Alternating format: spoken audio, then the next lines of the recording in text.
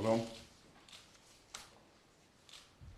In recent days and weeks, Hamas and the other terrorist organizations in Gaza have made normal life impossible for over 1 million Israelis.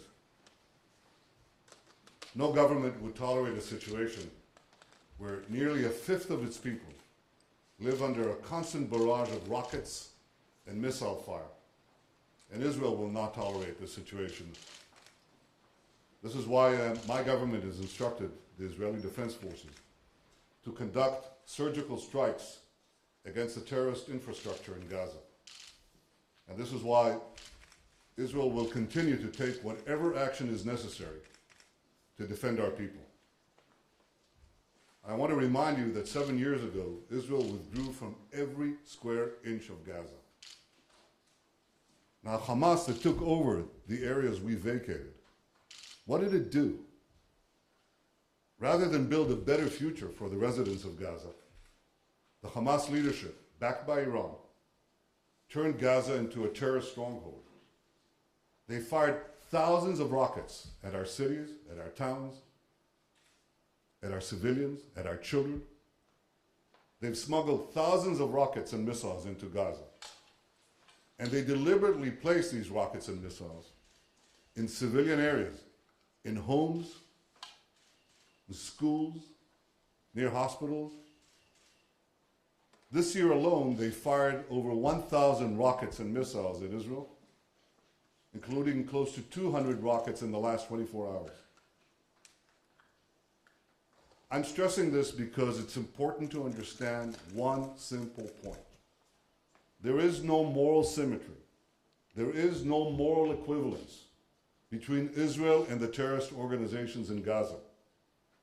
The terrorists are committing a double war crime. They fire at Israeli civilians, and they hide behind Palestinian civilians.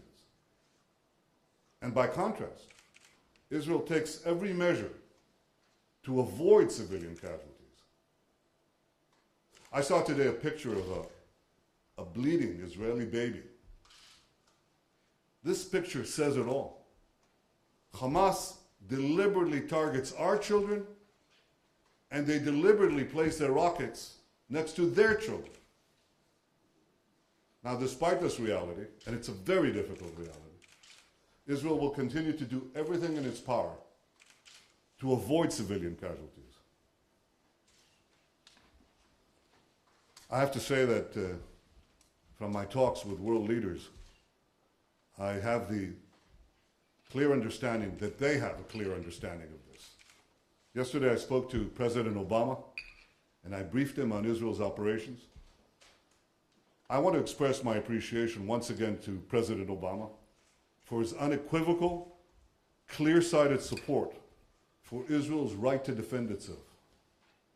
I also want to express my appreciation to the other world leaders I've had a chance to speak to in the last 24 hours, to President Hollande of France, to UN Secretary General Ban Ki-moon, to EU Foreign Secretary, Foreign Minister Catherine Ashton, and to the Quartet representative Tony Blair.